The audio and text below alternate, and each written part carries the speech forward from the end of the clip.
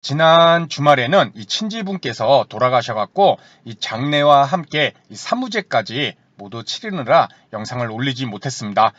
자, 지금 최근에 한 주 동안 또 한번 시장이 뭐 오르는 모습도 나오지만 상당히 변동성이 크게 나오는 그런 모습을 보여주고 있습니다. 일단 저도 멤버십 회원님들과 함께 뭐 최대한 손실 나지 않는 안정적인 매매를 지금 하고는 있는데 큰 수익보다는 어떻게 하면 계좌를 지킬 수 있는지 그러한 지수 상황과 또 종목을 선택하면서 이렇게 대응을 해주고 있습니다. 이번 영상은 제가 예전에 이 주식 투자로 뭐 경제적 또 심리적으로 상당히 어려움을 겪었는데 그러한 경험을 우리 방송을 보시는 이제 여러분들에게 어떤 식으로 접근을 해서 제가 또 그것을 극복을 했는지 이것이 조금이라도 경험해보지 못한 여러분들이 도움이 될 수 있지 않을까 그러한 관점에서 좀 내용을 말씀드리도록 하겠습니다. 이러한 내용을 한 번 더 말씀드리게 된 이유는 주가 지수도 맞추지 못하면서 제 영상에 어떤 한 분이 좀 오래된 부분도 있지만은 이런 내용을 댓글을 달았습니다. 주가 지수도 맞추지 못하면서 결국 지수를 맞춘다, 맞추지 못한다. 종목이든 주가 지수든 정답을 찾으려는 그러한 모습으로도 우리가 볼 수 있을 텐데 이것이 얼마만큼 위험한 생각인지 거기에 대해서 제 예전에 힘들었던 시절 저의 잘못된 매매 방법과 이것을 또 극복하게 된 현재 모습까지 연계를 하면서 말씀을 드리도록 하겠습니다. 일단 나를 파산시킨 가장 큰 원인 그 중에 이 주식 투자에 정답이 있다는 확고한 믿음을 갖고 있었습니다.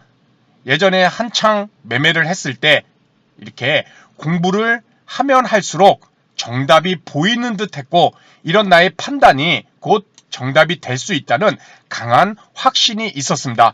시장이 오르던 내리던 주가지수가 오르던 내리던 상승하는 종목은 언제든지 있기에 이 정답만 찾으면은 수익은 항상 낼 수 있을 거라는 이러한 생각이 상당히 많았고 이런 자만감과 아집은 이렇게 시장을 무시하고 결국 빈번한 매매로 이어져서 그러한 빈번한 매매는 시장이 하락했을 때 손실은 계속적으로 나게 되고 또 손실이 나면 날수록 매매에 더 집착하게 되었고 이는 결국 큰 손실로 이어지는 그런 악순환이 되풀이가 됐습니다. 결국 주식 투자에 정답이 있다는 그리고 그 정답을 내가 찾고 그 찾은 정답으로 시장에서 언제든지 수익을 낼 수 있다는 이러한 악순환적인 모습이 있었기 때문에 제가 주식 투자로 상당히 힘든 시간을 보낼 수밖에 없었던 것 같습니다. 그래서 수익이 나기 시작한 시점에서 이러한 어떤 변화가 있었냐면은 주식 시장에 정답은 없다. 지금도 마찬가지로 동일하게 생각하고 있습니다. 그리고 중요한 것은 어떤 대응을 어떻게 할 것인가에 초점을 두고 매매를 집중적으로 그러한 생각에 초점을 둬서 하고 있다는 것입니다. 이후 자연스럽게 주식 투자에서 대응은 어떻게 해야 하는가 이런 고민이 시작됐고 지금도 많은 부분에 대해서 원칙과 기준을 세웠지만은 앞으로도 이러한 고민은 계속적으로 될 수밖에 없을 것 같습니다. 왜냐하면 시장 상황이 계속적으로 변하고 시장의 앞으로의 성장성이 큰 주도업종도 계속적으로 변할 것이기 때문에 그러한 변화된 부분에 대해서는 항상 끊임없이 고민을 할 수밖에 없다는 것이죠. 그래야 대응이 가능하니까요. 그래서 첫 번째 단계이자 가장 중요한 것은 인식의 변화부터 시작이 돼야 됩니다. 이 주식시장에서 정답을 찾을 수 있다는 이러한 허망한 생각을 버리고 어떻게 하면 시장과 종목에 적절한 대응을 할 수 있는지 이러한 최선의 방법을 찾으려고 노력이 시작돼야 된다는 것이죠. 그래서 우리는 항상 기술적인 부분보다는 항상 뭐든지 이 인식적인 변화, 나의 생각을 바꾸면서 그 출발점이 시작돼야 된다는 것입니다. 그래서 내 판단은 물론 그렇죠. 내 판단은 당연히 포함되고 시장의 전문가라 불리우는 이러한 유명인들 또한 정답을 찾을 수 있는 사람은 없다라는 유연한 생각이 필요하다. 나뿐만 아니라 시장에서 뭐 증권 전문가든 뭐 유튜브든 뭐 어떤 카페든 이러한 전문가라 또 유명하다 불리는 사람들 또한 거기서 정답을 찾을 수 있는 사람은 없다. 단호하게 이러한 생각이 꼭 필요할 것 같습니다. 이러한 인식적인 변화가 첫 번째 단계로 우리에게 필요할 것이고, 이제는 이러한 인식이 잡혔다면은, 내가 생각을 바꿨다면은 주식시장에서 정답이 아닌 대응할 수 있는 원칙과 기준을 그동안의 경험을 통해서 하나씩 만들어 가야 된다는 것입니다. 그래서 우리는 왜 이러한 원칙과 기준을 만들 수 있는 대략적인 이런 기준을 한번 작성해 봤는데, 우리는 왜 분산 투자와 분할 매수를 하는가? 그렇죠.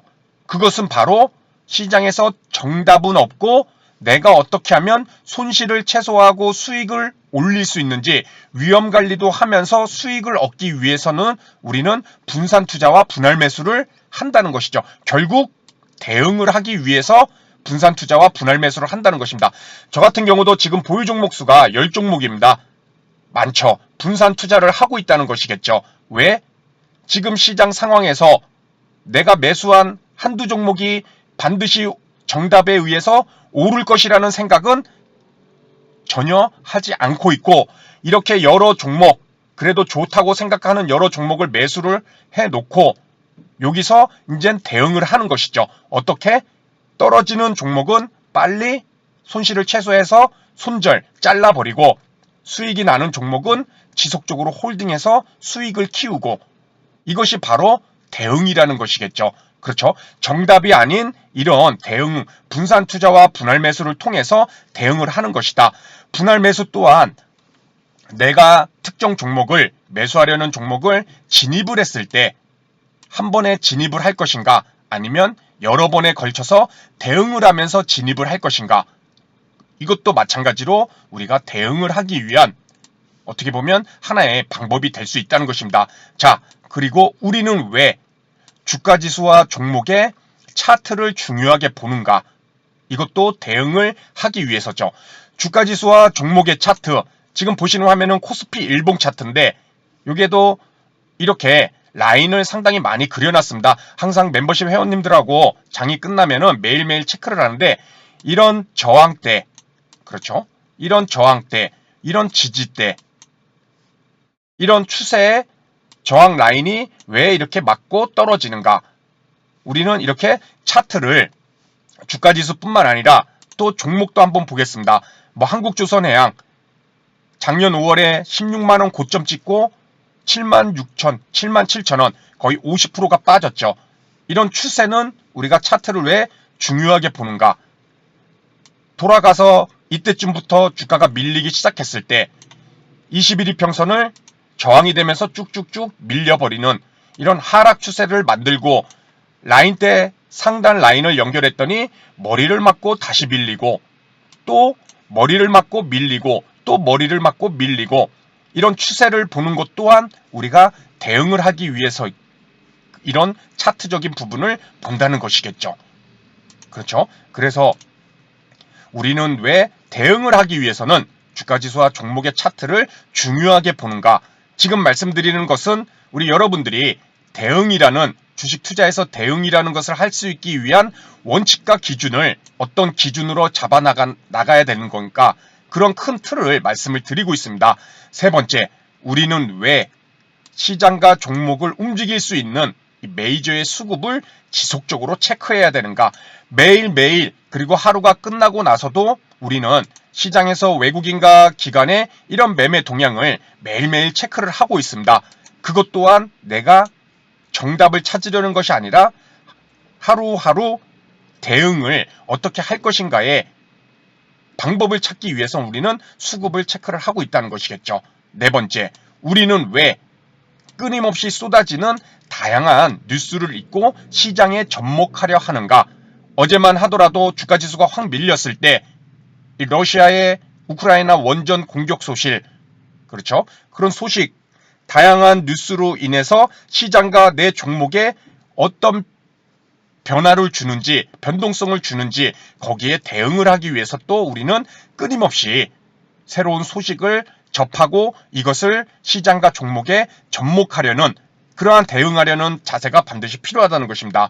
다섯 번째, 우리는 왜 현금 비중의 중요성을 극도로 강조하는가? 시장 상황에 따라 현금 비중, 종목에 집중적으로 매수를 할 수는 있지만 시장 상황에 따라 대응을 할 때는 현금 비중을 또 높이는 그러한 시점도 분명히 필요할 수 있다는 것이죠.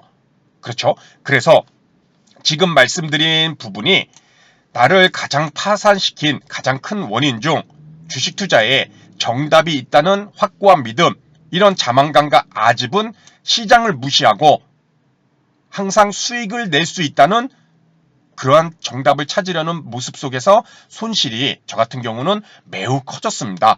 그렇기 때문에 그러한 생각을 버리고 수익이 나긴 시점에선 이젠 주식 투자엔 정답은 없고 어떻게 하면 잘 대응을 할 것인가, 그리고 그러한 대응을 하기 위해서는 원칙과 기준을 어떻게 세워나갈 것인가.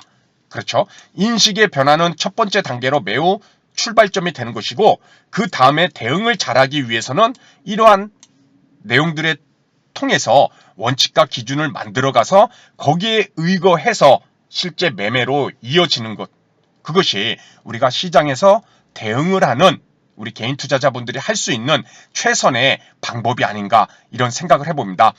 앞으로도 시장은 작년에 이어서 올해도 이런 식으로 변동성을 주고 또 수익을 내기가 만만치 않은 그러한 시장이 분명히 될 수 있습니다.